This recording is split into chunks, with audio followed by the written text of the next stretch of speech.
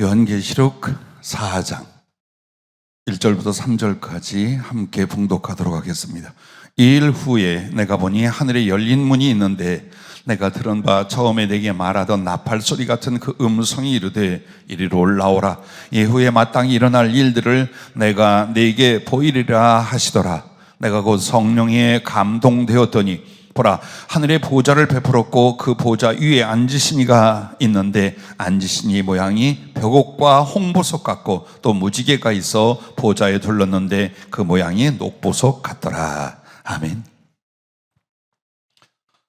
오늘 말씀 제목은 성령 하나님을 뵙게 하심입니다. 성령 하나님을 뵙게 하심이라는 주제와 제목을 주셨습니다. 여러분은 두 가지에서 많은 혼돈 혹은 갈등을 갖고 계실 것입니다.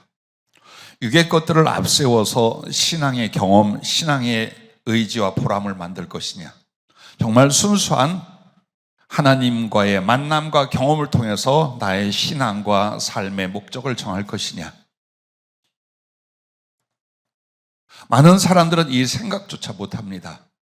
즉 하나님을 어떻게 알고 믿음 생활이 무엇인가에 대해서 이론은 이미 다 교리적으로 알아요. 근데 마음속에는 끊임없이 하나님을 어디서 만나려고 그래요? 세상에 건강과 장수와 부자됨과 많은 걸 받고 누리는 그 하나님을 만나려고 그래요. 근데 혹 그렇게 해 주실 수도 있어요. 그러나 여러분과 내 안에는 영원히 진리와 성령은 자리를 잡지 않습니다. 하나님은 그렇게 만나는 것이 아니라 진리 안에서 영으로 만나야 됩니다.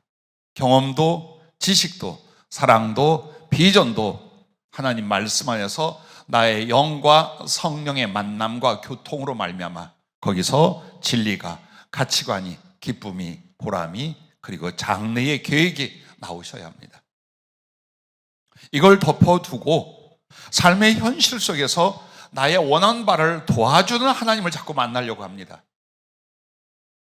그래서 번뇌와 갈등, 좌절과 삐뚤어짐이 우리의 인생 속에 있습니다.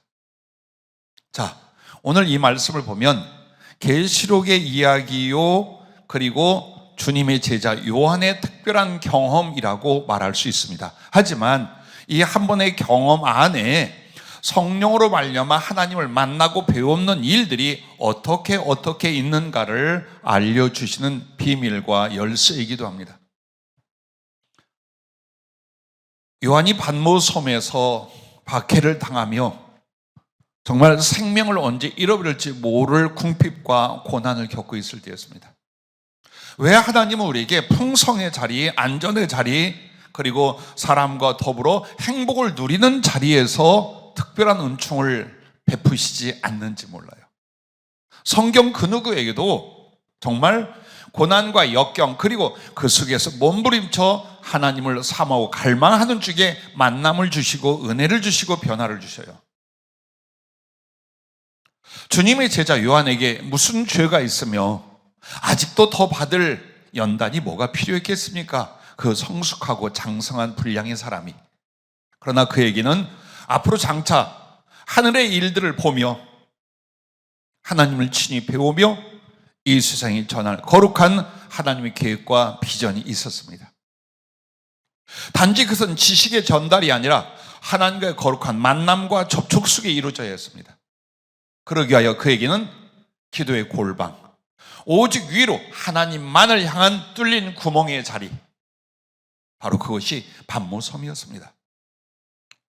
환경을 보고 상황을 보면 이렇게 말하겠죠. 내가 무엇을 잘못했다고? 내가 뭘 어떻게 했다고 또 이런 고난을 당하나? 이 세월이 얼만큼 가야 하나? 자, 육신적이고 세상적인 평가로 신앙을 넘어다 볼 땐 그렇게 말할 수 있습니다. 그런데 요한이 어땠는지 가슴은 전해지지 않아요. 그가 그 극심한 궁핍과 고통, 심지어는 그에게 음식과 물을 공급하지 않도록 간수들이 했어요. 그래서 거기에 있는 몇십 명의 소위 말하는 극악한 혹은 정치적 죄수들이 자기의 마실 것과 먹을 것을 요한에게 나눠주기도 했다고 해요. 정말 가장 고통스럽고 외로운 그런 상황이었어요. 그때에 어떤 가슴이며 어떤 애절함으로 하나님을 향했겠어요. 그에게 하늘에서 음성이 들렸습니다. 그리고 보이기 시작했습니다. 열린 문이 있는데 내가 들은 바 처음에 내게 말하는 나팔 소리 같은데 그 음성이 이르되 이리로 올라오라 천국으로 부르시는 이후에 마땅히 일어날 일들을 내가 네게 보이려 하시더라. 내가 곧 성령에 감동되었더니 보라 하늘에 이제부터 하늘나라를 직접 가서 보기 시작했다는 뜻입니다. 하늘에 보좌를 베풀었고 그 보좌 위에 앉으신 이가 있는데 즉 삼위일체 하나님의 형상을 보고 있습니다. 앉으신 이의 모양이 벼옷과 홍보석 같고 또 무지개가 있어 보좌에 둘렀는데 그 모양이 녹보석 같더라. 그리고 그 주변은 24장로들과 천사들이 어떻게 하나님을 경배하며 예배하는지를 보게 됩니다.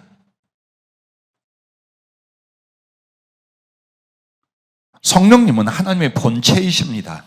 하나님의 종이거나 하나님의 기능이 아니라 하나님 당신 자체이시라 그 말입니다. 그런데 그럼에도 파송을 받고 오셔서 하늘에 있는 하나님을 이 세상에 그리고 인류에게 뵙게 하는 영이셔요. 성령은 여러분에게 믿음으로 구원을 받게 할 뿐만 아니라 그 믿음으로 구원을 받는 과정 안에서 가장 어려운 일, 가장 거룩한 일, 그리고 믿음의 사람이라면 가장 사모할 일을 해주신데 하나님을 만나게 하는, 하나님을 뵙게 하는, 할렐루야, 그 일을 성령이 이루어 주십니다. 그러므로 이 계시록 4장 1절부터 3, 4절까지 앞뒤 전후에 되어진 일을 누가 주관합니까? 성령이 감동하여, 즉 성령이 눈을 열어 보게 하시고 귀를 열어 듣게 하시고 하늘로 그의 영을 올려서 하나님의 영광과 그리고 장차 주실 장래 일들을 보고 듣고 전하도록 만들어 주십니다. 성령이 감화하셔, 성령이 감동하사, 이렇게 나옵니다. 그런데 이렇게 요한을 하나님을 직접 배우며 그 나라까지 친히 올라가 세계의 비밀, 인류 전체 구속의 비밀을 알려주시는 그 일이 성령으로 주관하고 계신데 그 성령이 바로 여러분 안에 계신 걸 믿으시기 바랍니다. 여러분은 그 성령님을 어떻게 의자에 활용하고 그리고 그 성령님을 통해 무엇을 받고 무엇을 누리고 계십니까? 우리가 얼마나 어리석은지 보세요. 만약 여러분에게 권한이 있고 물질이 있다면 해보고 싶은 건 다 해볼 거예요. 비교되지 않은 하나님의 성령을 받고도 그 성령이 베푸실 은혜와 인도하실 기가 막힌 것들이 있음에도 우리는 에베소의 형제들처럼 우리가 믿을 때에 성령을 받았느냐 했더니 성령이 있음도 알지 못합니다 라는 그 모습으로 교회를 다닌단 말이에요. 그래서 5월 마지막 주 성령 강림절 앞에 계속해서 지금 여러분에게 5달 동안 성령 사모해라, 성령을 사모해라, 계속 말씀을 주신 거예요. 벗어나지 마세요. 또 이 시간을 벗어나고 나면 여러분은 정처 없게 됩니다. 방황하게 됩니다. 그리고 유약하게 됩니다. 그 유약함으로 하면 또 여러분은 육신을 바라보고 사람을 바라보고 세상을 바라보고 환경과 처지를 통해서 하나님, 신앙, 사명 등을 운운하게 됩니다. 절대 벗어나지 못합니다. 그래서 우리를 다시 태어나게 만든다는 것이 바로 성령의 거듭남입니다. 그 거듭남은 근본 하나님을 믿고 예수님을 사랑할 수 있는 거듭남이지만 계속해서 새로운 변화의 거듭남이 성령으로 말미암아 여러분에게 일어날 것을 믿고 사모할 수 있기를 바랍니다. 자, 그러면 이 성령님을 통해서 어떻게 하나님을 만나고 어떻게 하나님을 뵙게 성령이 하시는지요. 그 첫째, 성령은 우리 마음에 하나님을 뵙게 한다라는 겁니다. 여러분의 주체가 무엇일까요? 여러분은 누구일까요? 여러분은 무엇에 의하여 살며 무엇에 의하여 작동되며 무엇에 의하여 움직여지고 있을까요? 여러분의 마음이에요. 그런데 그 마음 바로 영혼이라는 나의 주체의 하나의 형상이에요. 즉 영혼과 마음이 분리되어 나눠져 있지 않아요. 그래서 소위 영혼이란 말과 심령이란 말을 같이 쓰는 이유가 바로 우리가 알지 못하는 깊은 것까지 우리의 영혼은 형태를 갖고 있어요. 그러나 여러분이 인지하고 인식하고 조절하는 것은 그 영혼의 어느 부분, 마음이라는 부분이에요. 그런데 여러분이 이 마음으로 하나님을 뵙고 만나지를 못한다면 항상 여러분의 신앙은 무엇이 될까요? 끝에서 막연한 구름 한 조각을 바라보는, 주님을 모르고 그 마음을 모르고 그 사랑을 모르고 그 능력을 몰라. 그러니 얼마나 연약하며 얼마나 방황하게 되겠습니까? 하나님의 성령을 주신 건 단지 약간의 믿음을 얻게 하려는 게 아닙니다. 하나님 당신을 주셔서 하나님 당시가 깊은 만남을 갖게 하는데 어디에서부터 하는가요? 바로 마음에서부터 일어나게 만들어 주신 것입니다.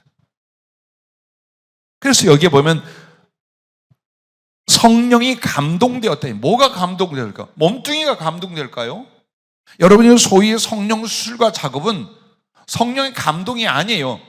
성령의 감동은 영혼 안에 일어나고 그 영혼이 뇌와 연결되어 뇌 속에서 일어나는 작용이 몸에 나타나는 거예요. 즉 성령의 감동은 어디에 일어나요? 사람의 영혼, 마음에 일어나게 되어 있어요. 그런데 만약 여러분 마음에 성령의 감동이 일어나지 않는다 그러면 주님에 관한 아는 것과 경험하는 것과 사랑하는 것과 갈망하는 것이 없어요. 그래서 그래요. 나쁜 사람이어서가 아니에요. 여러분에게 정말 주님과의 그 만남을 성령으로 갖는 이 깊이가 마음 안에 형성이 되지 않는다면 아무리 교육해도 아무리 가르쳐도 아무리 연단을 받아도 이 사람은 크게 바뀌지 않습니다. 그래서 주님이 여러분에게 있어서 지킬 것 중에 제일 으뜸이 뭐라 했어요? 사람의 마음이에요. 왜? 생명이 거기서 나와. 즉 하나님의 모든 은혜와 역사가 사람의 마음을 통해 일어나게 된다 이 말이에요. 그래서 성령님이 내 안에 와 계시다는 건 내 몸도 가능해요. 그러나 나의 영혼과 접촉 연합하여 계시다는 뜻이에요. 그래서 그 성령은 보이지 않으나 그분의 섭리와 역사와 감화가 나의 마음을 통해 충분히 나타내고 느껴지게 하시는 거예요. 여기까지 여러분 사모하셔야 돼요. 그래서 나의 마음 속에서 하나님을 뵙게 하는 이 일은 첫째, 성령은 말씀의 감화로 하나님을 알게 하신다라는 거예요. 누가 하나님을 알겠어요? 보지도 못하고 교육도 받지도 못하고 경험도 없던 그 하나님을 그러나 어느 날 믿음을 가져봅니다. 교회를 나오게 됩니다. 기도하게 됩니다. 근데 자꾸만 내 마음속에서 하나님 말씀이 거룩한 무게로 자리를 잡기 시작하는 거예요. 들었던 말씀이 기억이 나며 내게 거룩한 영향력을 주기 시작을 하는 거예요. 벗어나고 싶어. 다시 옛날 모습 엉망진창으로 살고 싶은데 희한하게도 하나님 말씀이 자꾸 내 안에서 나에게 아주 강하고 중한 영향력을 발휘하기 시작해요. 이게 말씀의 감화, 성령이 하신 일이에요. 여러분과 내가 단지 지식으로 받았다면 몰살하고 없애버릴 수 있어요, 내 안에. 그런데 성령이 주관하여 말씀을 주잖아요. 절대로 빼앗지도 잃어버리도 지워지지도 않아요. 그래서 여러분은 하나님을 알게 된 어디서부터 내 마음에 말씀의 감화와 역사가 일어나기 시작을 하는 거예요. 그 말씀이 믿어지고 그 말씀으로 바뀌어지고 그 말씀으로 소망을 삼고 그 말씀으로 인격과 삶의 흔적이 바뀌기 시작하는, 그래서 말씀의 감화로 하나님을 알게 하시는 거예요. 오늘 말씀에도 이 일 후에 내가 보니 하늘에 열린 문인데 내가 들은 바 처음에 내게 말하던 나팔 소리 같은 그 음성이 이르되 이리로 올라오라. 자, 음성이 들려요. 즉 하나님 말씀이 들려지게 한다, 깨달아지게 한다, 거룩한 영향력을 주시도록 한다. 이것이 성령님이 마음에 하나님을 만나도록 뵙게 하는 첫 번째 작용이에요. 귀 기울이세요. 귀를 기울이세요. 그래서 여러분에게는 고요한 시간이 필요해요. 적막한 시간, 때로는 고독한 시간이 필요해요. 사람들과 너무나 많이 시끄럽고 떠들고 복잡한 생활과 심령 상태는 하나님의 음성이 안 들려요. 성경 말씀이 가르치고 생각나고 감화하는 역사가 안 일어나요. 그래서 여러분에게 사람으로부터, 그 바쁘고 복잡한 상황으로부터 고요한 시간, 고요한 심령의 상태를 가지셔야 돼요. 그래서 여러분은 기도와 묵상이 신앙생활의 머리가 돼야 돼요. 기도와 묵상이 없다면 여러분은 폐잔병이 되거나 무기력하거나 어린아이와 같아서 한 번도 하나님 앞에 믿음, 소망, 사랑으로 못 나갑니다, 평생에. 절대로 기도는 의무로 생각하지 마세요. 하나님과의 만남이며 그분을 더 깊게 교제하는 것으로 사모하여 여러분은 그 고요한 시간에 주의 말씀을 기다리십시오. 환상도 보여주겠고 기적도 이루시겠지만 무엇보다도 성령으로 주시는 하나님의 말씀이 바로 하나님의 마음이며 하나님의 형상이며 하나님의 존재이시며 하나님의 계획이셔요. 그걸 알아야 돼요. 끊임없이 여러분은 성경으로 말미암는 풀어주신 말씀, 적용하는 말씀, 그대로의 말씀들이 자꾸 이 속에서 떠올라야 돼요. 세상에 무릎을 팍 치고 눈물을 흘리고 다시 주먹을 불끈 쥐고. 왜? 성령님이 내 안에 계속 말씀으로 하나님을 알게 하심으로 그와 같이 되는 줄로 믿으시길 바랍니다. 두 번째는 성령은 인격의 교제로 하나님을 만나게 하시는 거예요. 우리 마음에 하나님을 뵙게 하는데 두 번째가 뭐냐면 인격의 교제가 일어나게 됩니다. 즉 말씀의 지식적으로 감화가 아니라 이번에 어때요?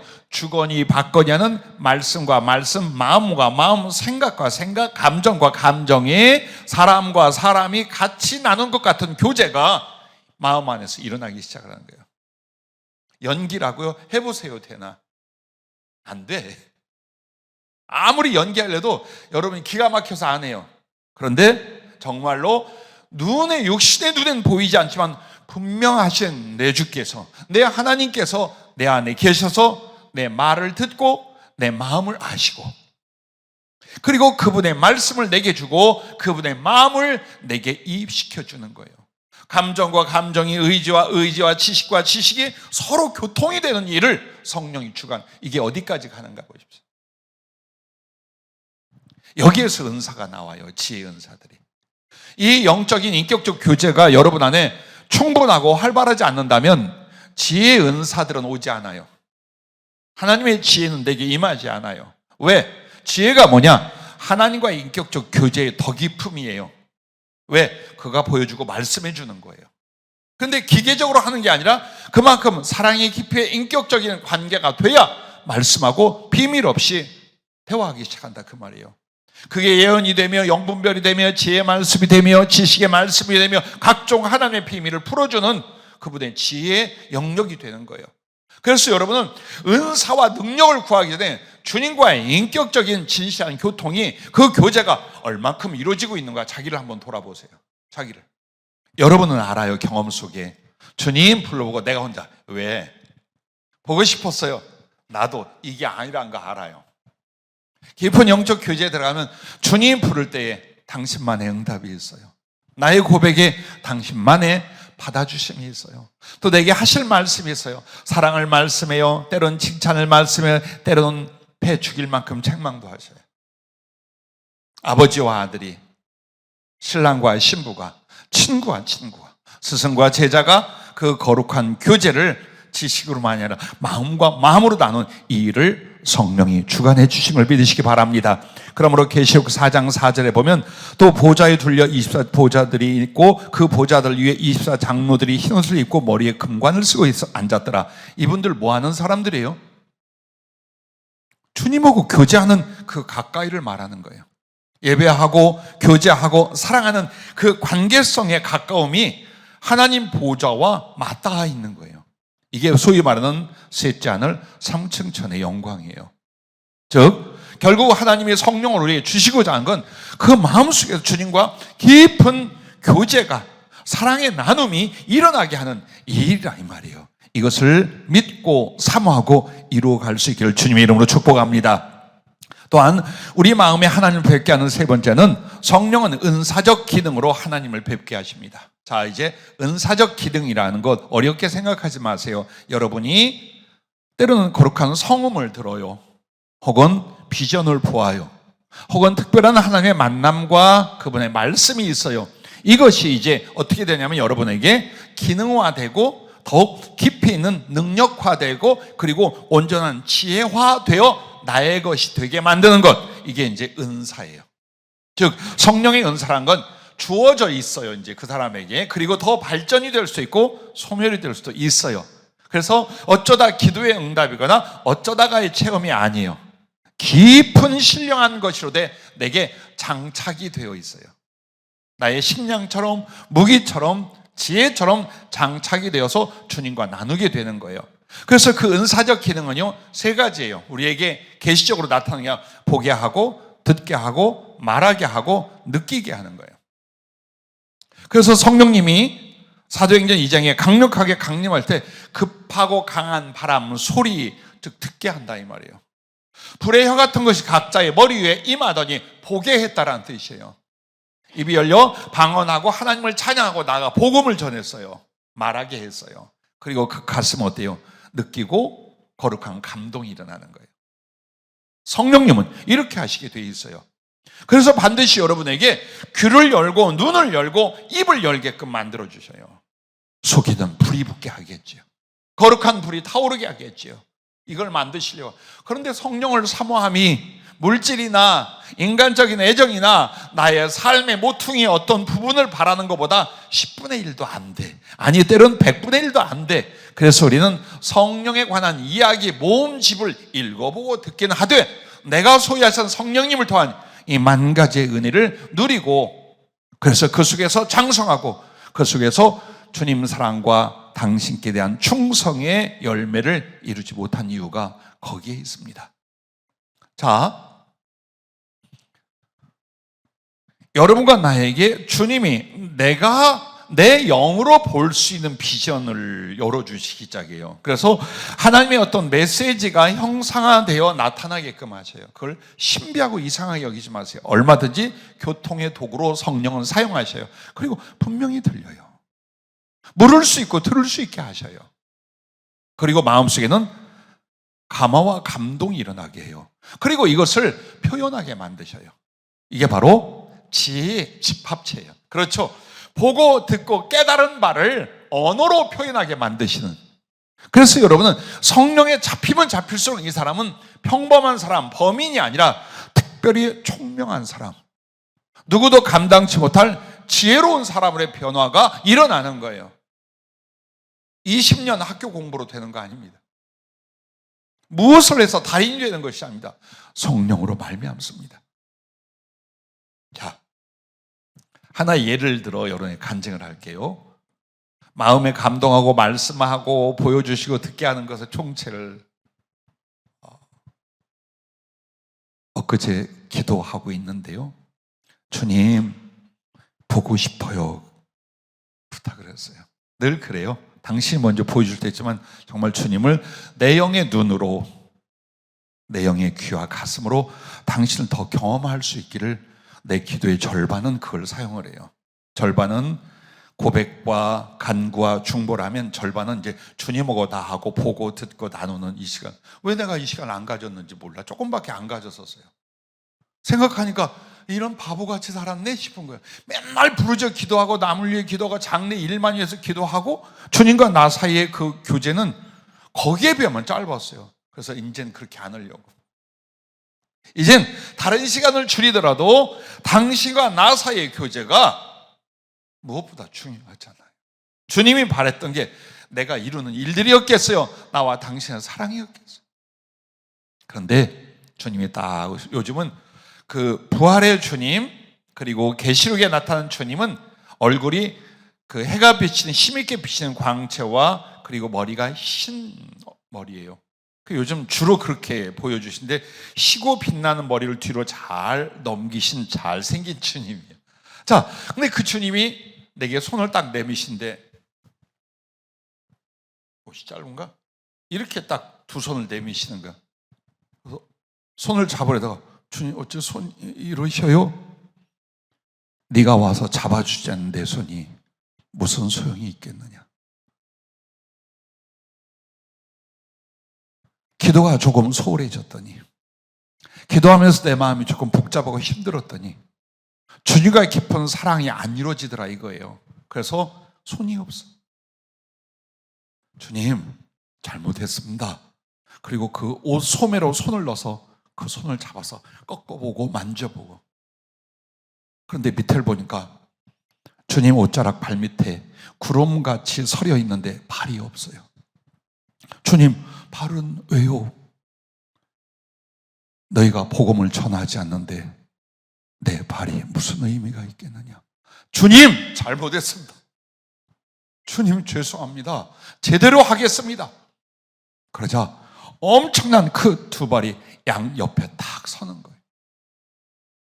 그리고 나서 이제 마음이 두려워지기 시작해요. 자, 주님의 창문에 너 죽어, 너 아주 그랬다가 다리 몽둥이 부르다, 그렇게 안 하셔요. 그런데 그거보다 10번 100번 그 사랑과 그리움을 인하여 아프게 만들어요. 대부분의 내가 만난 주님, 교제한 주님은 그러셔요. 험악한 말씀 안 합니다. 상스러운 말씀 안 합니다. 그러나 사랑의 모습, 사랑의 마음인데 미치도록 아프게 하는 거예요. 너무 기뻐하거나 아파서 어쩔 줄 몰라 통곡하게 만들거나. 주님 가슴 안, 심장이 보이는데 탁탁탁 갈라진 논바닥 같은 거예요. 주님, 이 가슴은 어째서 이러십니까? 네 사랑이 부어지지 않는 내 심장은 이렇게 갈라져 논바닥 같습니다. 만약 네가 나에게 사랑을 줄기차게 준다면 내 피는 내 심장에서 분수가 될 것이고 생명수의 강이 될 것이다. 그렇죠? 자, 이 세 가지의 모습과 말씀으로 얼마큼 환장하고 미치고 고통스럽겠습니까? 주님이 마음으로 사랑하고 마음으로 교제하고 마음으로 당신을 알게 하고 말씀을 깨닫게 하고 그렇게 하는 성령님을 알면 주님의 마음에 만나주신 주님은 우리에게 사랑을 가지고 오십니다. 주님의 사랑이 무엇인지, 우리가 받은 사랑과 해야 될 사랑이 무엇인지를 가르치고 경험하게 하는 것, 그것이 바로 성령님께서 우리 마음에 하나님을 뵙게 하신 이유인 줄로 믿으시길 바랍니다. 그렇다면 여러분과 나는 어떻게 우리 마음에 성령님을 통하여 하나님을 배울 수 있을까? 마태복음 5장 3절에 보면 심령이 가난한 자는 복이 있나니 천국이 그들의 것이미요 라고 말합니다. 즉 여러분이 가난한 심령이 되지 않고는 절대로 하나님의 나라, 즉 하나님을 뵙거나 경험할 수 없다라는 뜻이에요. 그럼 심령의 부유는 뭘까요? 육신의 정욕과 안목의 정욕과 이생의 자랑으로 복잡하게 채워져 있는 거예요. 관심이 여기에 가 있어요. 마음이 이걸로 항상 움직이고 있어요. 그래서 마음에는 살쪄 기름짐 같다라는 시편 말씀이 있어요. 마음이 살쪄 기름짐 같다. 거기에는 주님이, 말씀이, 그분의 성령이 하나님을 배울 수 있게 할 어떤 조건이 되지 않아요. 바짝 말라버리는 거. 주님이 아니면 못 살아요. 하나님이 아니면 죽을 것 같아요. 그래서 포기하고 내려놓은 거예요. 그게 가난한 심령이에요. 돈이 없어 가난한 게 아니고 멸시당해서 가난한 게 아니라 주님을, 진리를 너무나 사모하니까 다른 것들 다 뒤로 던져놓은 것, 그 상태가 가난한 심령이에요. 이것을 가리켜 소위 사모함이라고 말하는 거예요. 이게 일어날 때까지는 마음속에 주님과의 깊은 사랑의 교통과 만남을 성령이 주관해 줄 수가 없다 그 말입니다. 그러므로 이 마태복음 5장 3절 말씀을 계속 연결해서 시편 107편 9절에는 이렇게 말합니다. 그가 사모하는 영혼에게 만족을 주시며 줄인 영혼에게 좋은 것으로 채워주심이로다. 가난한 심령은 사모함이라고 했어요. 근데 사모하는 영혼에게 만족을 주시고 줄인 영혼에게 좋은 것으로 채워주신다. 그런데 시편 107편 9절에 이 좋은 것으로 채워주실 좋은 게 뭐냐? 마태복음 7장 11절에 이렇게 대답합니다.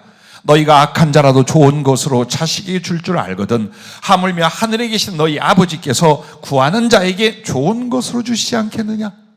정말 하나님이 좋은 것으로 기도하고 사모한 자에게 주신데 그 좋은 것이 무엇인가를 누가복음 11장 13절에는 이렇게 말씀합니다.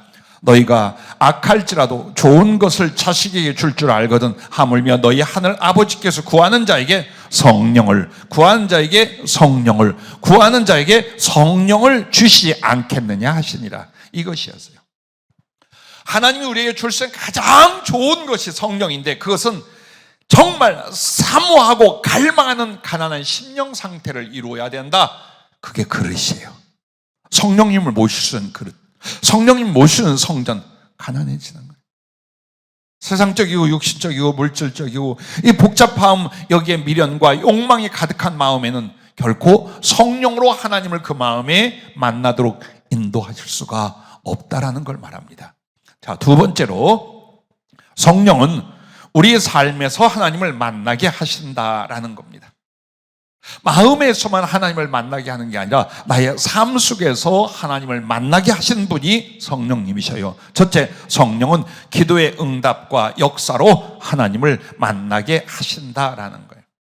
하나님의 모습은 못 봤어요. 환상으로 못 봤어요. 행여라도 꿈에라도 못 봤어요. 그런데 내가 기도한 일이 내 앞에 일어났어요.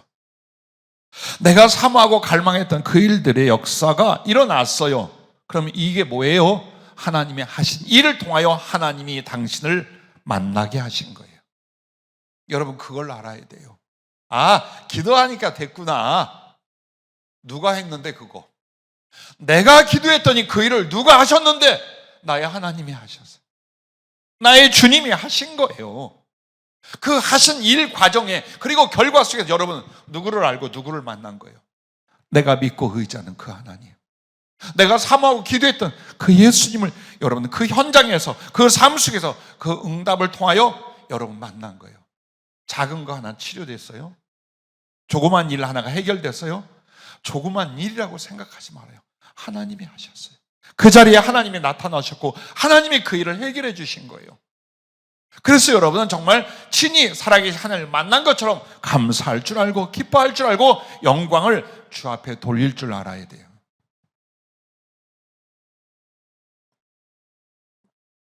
하나님의 성령이 이렇게 하나님의 모든 응답과 역사를 주관해서 그 일 속에서 하나님을 만나게 하시고, 두 번째로 성령은 하나님의 섭리를 보게 함으로 하나님을 알게 한다라는 것입니다.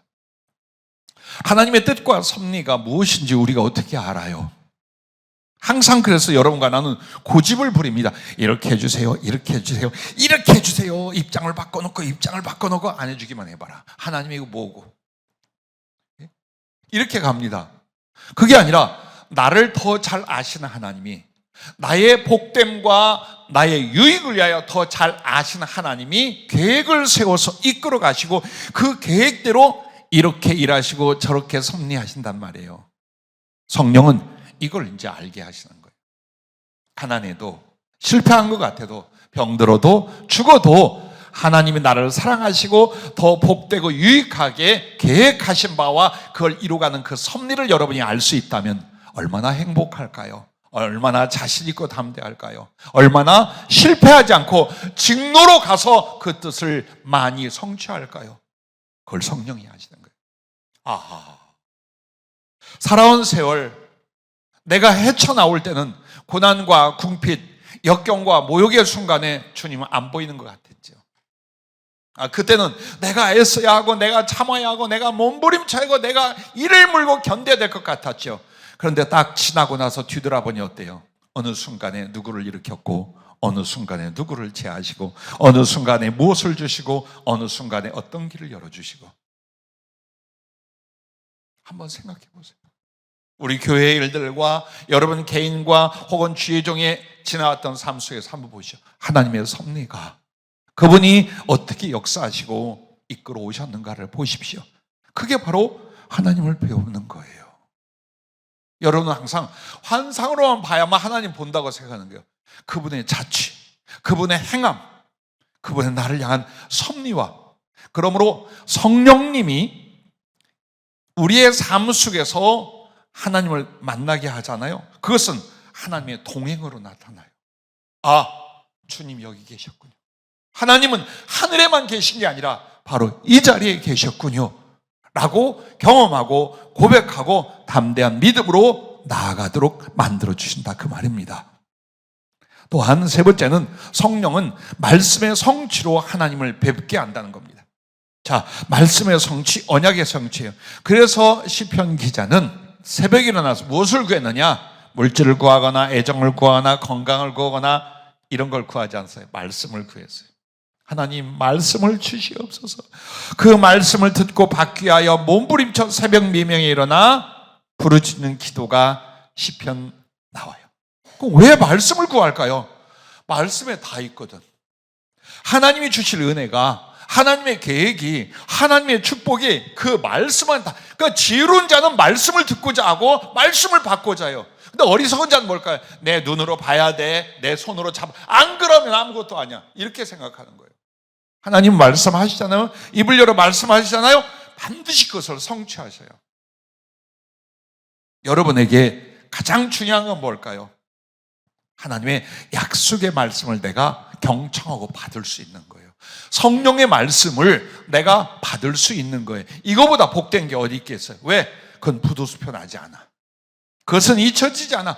내가 진리와 하나님을 배반하지 않는 한 그의 약속과 그의 비전과 말씀은 절대로 흩어지지 않는다.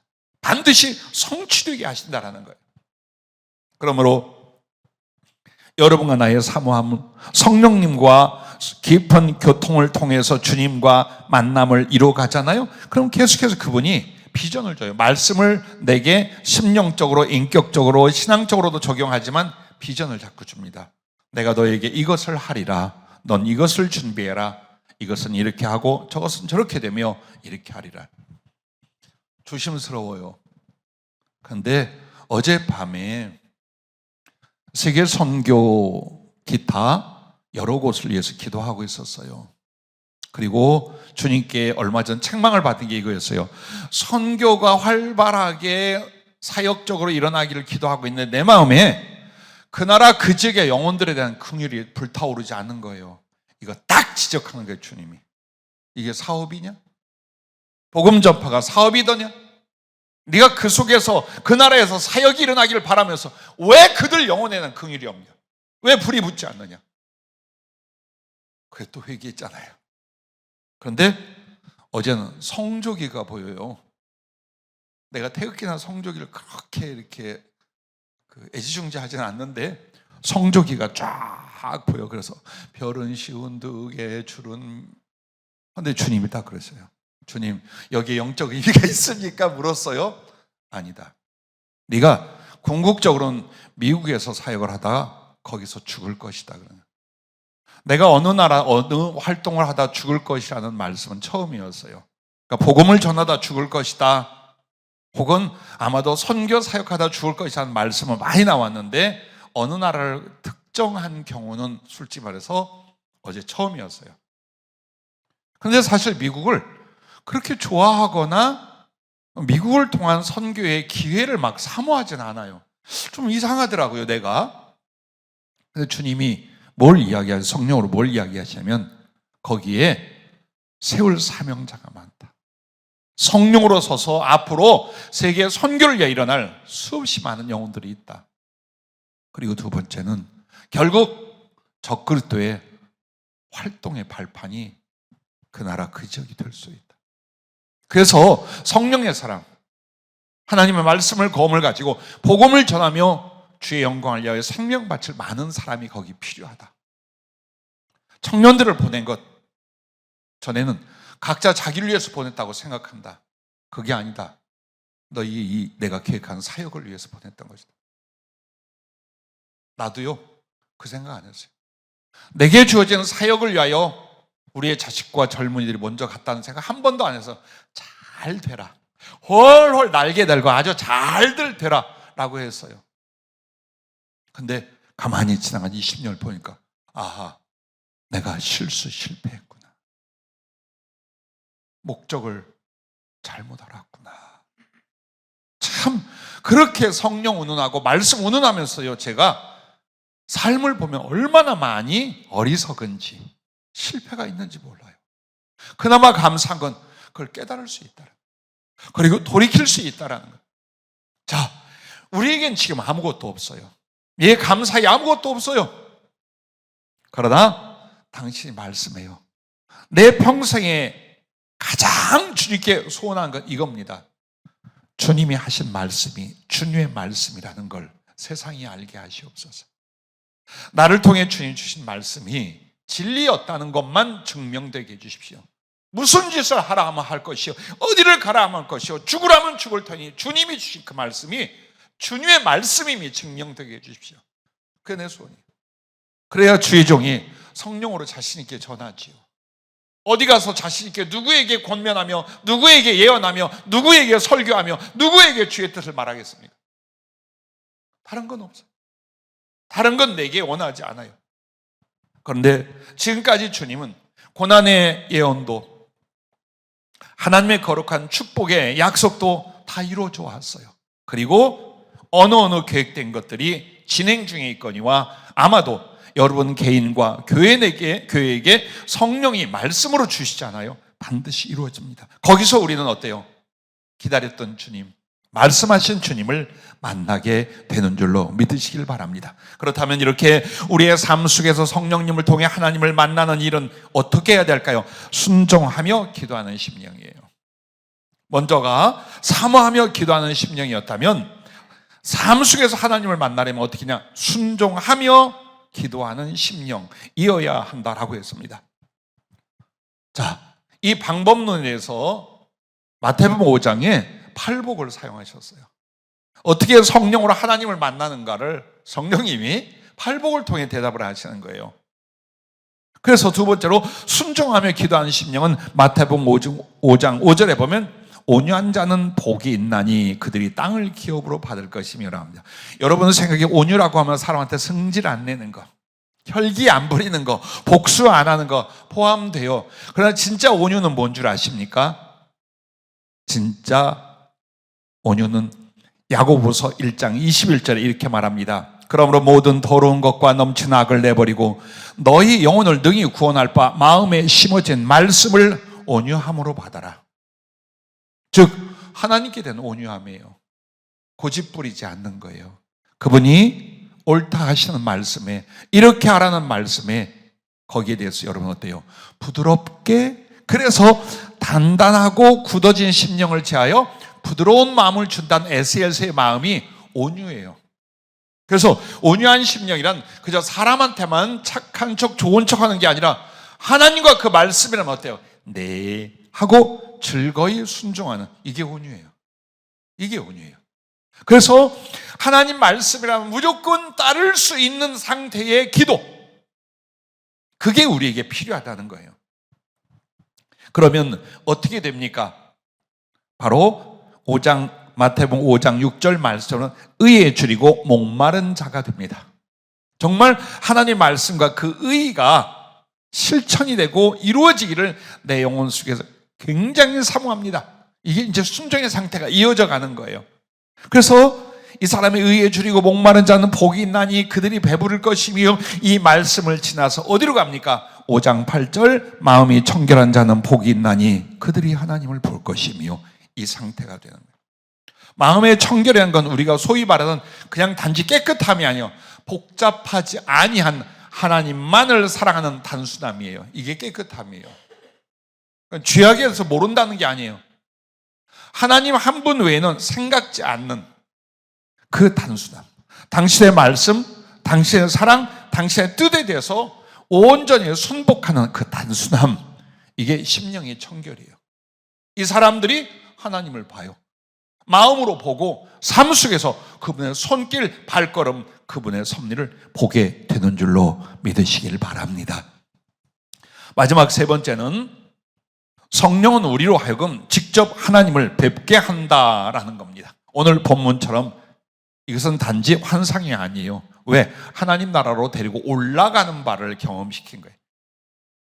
그러면 성령은 우리로 하여금 직접 하나님을 뵙게 하는데 어떨까요? 첫째, 특별한 때 성령은 하나님을 직접 뵙게 한다라는 겁니다. 누가 있었어요? 아담이 그랬어요. 아담은 하나님이 직접 에덴 동산에 와서 같이 거닐었어요. 해가 약간 기울고 서늘한 바람이 불 때 하나님께서 친히 와서 아담과 함께 거닐었어요. 그렇다면 분명히 육신으로 세상에 오시기 전 그리스도 성자께서 그 하나님의 형상으로 그에게 직접 같은 사람의 모습으로 나타나서 분명히 교제하고 동행하고 같이 어울린 것을 볼 수 있어요. 그러다가 죄로 말미암아 끊어졌죠. 자, 그 다음에 환상이 아니에요. 특별한 영적 경험이 아니라 실제로 먹고 마시고 교제하는 여호와의 강림이 아브라함에게 창세기 18장에 일어나잖아요. 자, 우린 이런 말 하지 맙시다. 그건 성경이 다 완성되기 전에 일들이니까 성경이 없으니까 그런 말 하지 말아요. 여러분과 난 이렇게 말하면 돼요. 하나님의 말씀은 예전이나 지금이나 동일합니다. 하나님이 원하시고 하나님의 계획이 있다면 언제나 그런 일은 또 일어날 수 있습니다. 나는 경험이 없지만 나는 하나님 말씀이 지금도 그대로 될 줄로 믿습니다. 얼마나 진실하고 정확한 말입니까? 근데 이것을 억지로 왜 그럼 너희에게 없느냐? 왜 너는 경험이 없냐? 이런 말 들을까 봐 신학을 하고 또 그것을 가르치는 사람이 억지로 갖다 이렇게 말합니다. 지금은 그 역사가 일어나지 않고 그 은사가 폐기됐으며 그 직분이 더 이상 존재하지 않습니다. 성경에 더 이상 역사하지 않고 존재하지 않는다는 단어나 구절이 하나도 없어요. 근데 그렇게들 해요. 그래서 여러분은 또 우리 목사님들과 또 주의 종이들 사명자들은 명심하세요. 성경에 있는 것은 폐허지지 않았어요. 율법에 관한 건 율법에 관한 깊은 것과 그리고 복음화되은 것으로 나타난 거지 폐기된 게 아니에요. 어느 것도 마찬가지예요. 그래서 예수 그리스도는 어제나 오늘이나 영원토록 동일하시다 같이 하나님의 말씀은 어제나 오늘이나 영원한 동일함으로 역사하는 줄로 믿으시길 바랍니다. 그리고 그 하나님이 직접 사람이 되어 이 세상에 33년간 있었잖아요. 자, 얼마든지 하나님 직접 나타날 수 있음을 예수 그리스도로 말미암아 세상에 오셨었지요. 자, 두 번째로 성령은 개인에게 특별한 경험으로 하나님을 만나게 하신다라는 거예요. 특별한 경험이 있어요. 그에게 필요해서, 그를 통해 증언이 필요해서 하나님이 특별히 에스겔, 다니엘, 요한 이 세 사람은 같은 경험을 해요. 하나님의 보좌 앞에서 오실 그리스도를 만나게 됩니다. 그리고 하나님의 형상이신 성자께서 어떤 계시와 메시지를 가지고 그들 앞에 나타나는 경험을 해요. 물론 다른 사람은 못 봐요. 그들은 봐요. 얼마든지 여러분 우리가 다른 사람의 경험이 진리에 부합하다면 그리고 그 사람의 양심이 진실하다면 같이 믿는 거예요. 같이 믿는 거예요. 그래서 우리는 그 경험이 진실한지 아니한지 진리인지 아니한지를 성경을 통하여 또 우리가 경험한 믿음을 통하여 얼마든지 분별할 수 있잖아요. 그래서 얼마든지 주님이 경험시킬 수 있다. 사도 바울도 보세요. 그렇게 강팍하고 완악했던 사람을 부활의 주님 그를 만나요. 그런데 다른 사람들은 보지를 못해요. 빛을 보았다든지 어떤 소리가 들렸다든지는 하지만 누구만이 부활한 예수님을 그 강팍했던 바울만이 직접 만나게 됩니다. 그리고 직접 만난 그 표적이 뭐가 다들까? 3일 동안 눈이 멀어서 비늘 같은 게 덮여서 앞을 못 봐. 그래서 이것은 환상이 아니었다는 것을 알게 해줍니다. 자, 여러분과 나에게 있어서도 개인적인 경험들이 있어요. 주님의 임재의 경험도 마찬가지예요. 우리 교회에서는 세 사람에게 일어났었어요. 그 사람의 영을 빼고 성령으로 주님의 인격과 말씀을 가지고 만나준 이 체험들 얼마든지 가능하고 세계 곳곳에서 일어나고 있어요. 지금도. 그리고 저 같은 경우도 처음 주님을 만난 22살 때 환상이라고 할 수 없는 희한한 경험을 했어요. 그게 뭐냐면 하나님 만나주시면 이 죽을 목숨을 하나님께 드리겠습니다. 아니면 나는 유서를 쓰대로 죽겠습니다라고 2주 새벽기도 울부짖고 있을 때에 내 앞에 이 정도, 그러니까 땅에서 1m 조금 더 될까 말까 하는 높이에 사람 발이 겹쳐져서 가운데 굵은 쐐기 대못이 박혀 있는 거예요. 그리고 피가 아주 낭자하게 흘러 말라 비틀어지는 거예요. 자, 여기까지는 환상이라고 합시다. 깜짝 놀라 눈을 떴어요. 근데 예수님이 그 앞에 있는 거예요. 환상인지 뭔지 모를 때였어요. 눈을 감고 본 건 환상이라고 합시다. 너무 놀라요. 눈을 뜨고 있는데 그분이 발이 내 눈앞에서부터 쭉 있는데 하나하나 다 보이는 거예요. 손목에 줄이 묶인 손바닥이었어요. 양쪽 발은 비틀려서 가운데 박혀 있었어요. 그리고 몸은 다 찢어지고 상하여 어느 한 곳에 흰색 살이 없었어요. 그리고는 검은 굽슬거리는 긴 머리에 갈색과 그리고 약간의 녹색이 섞여진 가시관이 완전 찍혀 박혀 있고 그 사이로 흐르는 피가 그 그 머리카락으로 방울방울 쏟아지는 장면. 이마에서 눈썹을 거쳐 눈을 지나서 피가 쏟아지고 있는 장면. 자, 그것을 서서 바라봤어요. 그리고 기절했어요. 너무 놀라서 뒤로 벌떡 자빠져 버렸습니다. 그리고 그 모습은 없어졌지만 나는 지금도 환상일 수가 없었다라고 생각해요. 나는 분명히 눈을 떴고 벌벌 떨고 있었고 어쩌면 다가서 만질 뻔해서. 어쨌든 그분은 그런 방법으로 또 천국에 가서 주님 보좌에 있는 모습으로 얼마든지 만나주시고 나타내 주십니다. 그런데 중요한 건 한 개인의 경험을 위해서가 아니에요. 성경의 증은 하나님의 실존에 대한 증거를 위해서, 복음을 전하기 위하여 하나님은 만남을 개인들에게 허락해 주셨습니다.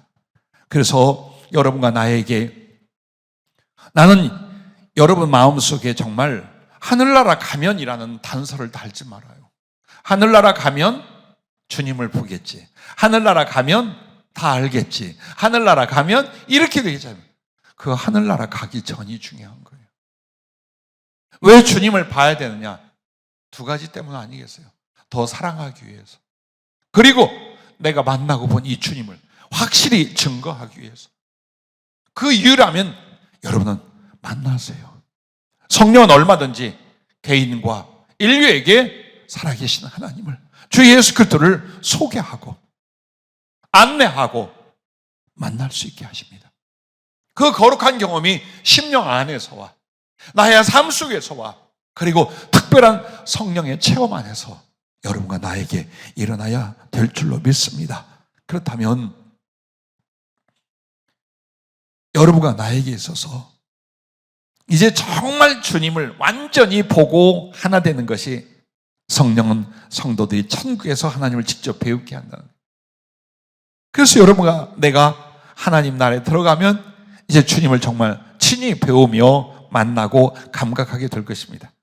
그런데 그 주님과 더 깊은 만남과 사랑과 감각과 실존을 나누게 하기 위해서 주님 부활의 몸으로 계시고 우리도 성령으로 부활을 시켜줍니다. 왜 부활이 필요한가? 이론적으로는 사람으로 태어났기에 영혼이 신령한 몸과 영혼을 가진 사람이 되게 하는 거예요. 근데 왜 그렇게 했는가? 주님이 부활의 몸을 갖기 때문이에요. 즉 영이신 하나님이 사람이 되시기 위하여, 우리의 신랑이 되시기 위하여 부활의 몸을 택하셨어요. 그래서 하늘에 가면 요한이 보았던 계시적인 장면이 아니에요. 여러분은 한 분만을 봐요. 홍보석, 녹보석, 벽옥을 보는 게 아니라 부활하신 예수님을 봐요. 내 하나님, 내 아버지가 누구신가 뵙고자 할 때 웃으며 나타날 부활하신 예수님, 손을 내면 못자국이 뻥 뚫어져 있는 그 손으로 여러분의 하나님을 만나게 돼요. 그래서 그 예수님처럼 되게끔 만들려고 우리에게도 성령으로 부활의 몸을 주셔서 서로 완벽한 사랑과 교제와 연합을 이루는, 그게 바로 어린 양의 혼인잔치, 부활의 몸을 주신 이유가 이와 같습니다. 그렇다면 이렇게 우리가 직접적으로 하나님을 배우거나 만날 수 있는 은혜를 주시는 언제일까요? 충성하며 기도하는 심령이라 했습니다. 즉 경험용으로는 안 돼요. 많은 사람이 성령님을 통한 예수님을 보고 알고 경험하는 걸 그냥 경험용으로 혹은 남들에게 간증이나 자랑하기 위하여라 생각해요. 그건 의미 없어요. 그럴 필요 없어요. 여러분은 정말 하나님을 알수록, 주님을 배울수록 좀 전에 말씀드린 그 사랑을 감당치 못합니다. 아무리 이기적인 사람이라도 정말 영으로 주님을 만났어요. 가슴으로 주님을 만났어요. 근데 피를 쏟는 그 사랑을 내가 보고 들었어요. 난 이런 미침은 좋은 미침이라고 봐요. 그때 그 사랑에 붙잡혀 주님께 미치기 시작하는 거예요. 모든 걸 뛰어넘을 수 있는, 어디서 살고 어디서 죽을 수 있는 사랑의 용기를 갖게 합니다. 그래서 이 사람이 정말 복음을 전하며 영혼들을 살리며 그 그리스도의 사랑을 생명으로 함께 나누는 그 충성을 하면서 그 충성의 꿈을 갖고 기도한다면 그에게는 비밀의 하나님, 특별한 하나님이 되시고 그 사람만의 만남과 사랑의 하나님이 되어주시는 거예요. 그걸 여러분은 정말 죽기 살기로 사모하고 갈망해야 돼요. 만약 여러분이 꿈이 없어, 주님과 복음을 위하여 별 꿈이 없어요. 그냥 안전하게 건강하게 살다가 고생하지 않고 천국에 가면, 누군가에게 농담을 한마디 들었어요. 순교가 어렵겠다, 힘들겠다. 그래요. 그래서 왜 그러냐 그랬더니 맞는 게 아파서 못 죽겠대. 예. 사람에게 가장 끔찍한 건 고통이에요. 그런데 고통이 오래가지 않아요. 여러분과 나의 고통이 정말 매를 맞고 칼에 찔리고 불에 태워지고 몇 시간에서 몇 분이에요. 물론 더 오래 갈 수도 있겠죠. 그러나 사랑의 희열은, 성령의 능력은 그 육체의 고통보다 1000배 만배 커요. 우리는 우리의 현실을 염려하고 두려워하잖아요. 한 걸음도 예수님을 사랑하는 쪽으로 못 갑니다. 못 갑니다. 그래서 여러분과 나에게 미리 성령을 준 거예요. 미리 성령을 공로로 준 게 아니에요. 믿음으로 받은 게 아니에요. 미리 성령을 주사 더 나은 여러분이 되게 만드는 거예요. 더 나은 사랑의 사람, 더 나은 믿음의 사람, 더 나은 충성의 사람으로 자기를 초월하여 드릴 수 있는, 그걸 위하여 성령이 여러분에게 임해 있다는 걸 잊지 마시길 바랍니다. 그러므로 여러분과 나는 충성을 위하여 마태복음 5장 6절처럼 의에 줄이고 목말라야 돼요. 그 의는 단지 죄안 지음만이 아니에요. 주님 당신과 그 모든 구원이 의예요. 그래서 그분 앞에 사함받고 그분처럼 되어지고 그의 생명을 넣은 이 의에 줄이고 목마른 자가 되고 사람을 향하는 긍휼히 여기는 자, 그러므로 하나님께 긍휼히 여김을 받는 자가 되셔야 돼요. 나아가서 여러분과 나는 사람들에게 화평케 하는 자, 하나님과 화평케 하며 그때의 사랑으로 서로 화목하게 하는 그 역할을 하는 거예요. 그리고 나서 의를 위하여 핍박을 받는 자, 복음을 위하여 박해를 받는 자 쪽으로 갈 수 있어야 되는 거예요. 자, 이렇게 하며 기도한다면 주님이 여러분의 손을 잡고 나타나지 않을까요? 여러분과 내가 감옥에 있을 때에 그분이 신방하시지 않을까요? 우리가 십자가에 달려 죽는 그 순간 천사들과 함께 주님이 내 눈에 보이도록 나타나서 여러분의 영혼을 영접해 가시지 않을까요? 우리에겐 그렇게 극단적인 충성이 없으므로 극단적인 은혜의 경험이 일어나지 않습니다. 사랑도 마찬가지예요. 더 많은 수고와 희생을 위한 극단적인 사랑이라면 주님도 극단적인 사랑으로 여러분에게 경험이 되고 영원한 사랑으로 함께 하실 거예요. 그런데 항상 안전한 쪽, 어려움 겪지 않는 쪽, 손해보지 않는 쪽, 건강 해치지 않는 쪽, 물질 손실 없는, 이걸 우리가 신앙이라고 지금 신앙생활을 하고 있는 거예요. 이걸 가지고 주의 종과 사명자가 되겠다고 하는 거예요. 이걸 넘어서지 못한다면 여러분과 나는 항상 방황하는 자, 외로운 자, 연약하여 아무것도 하지 못한 자가 됩니다. 그러므로 당장에 내 걸음이 앞서는 못 가도 마음엔 여러분이 이미 앞서가고 있어야 돼요. 내 마음에는 주님과 그 사랑을 위하여, 복음과 천국을 위하여, 영원 구원을 위하여 나는 나를 앞서 있어야 되는 거야. 나의 삶의 현실이라는 것, 나의 삶의 염려라는 것, 나의 삶의 욕망이라는 것을 넘어서 있어야 돼.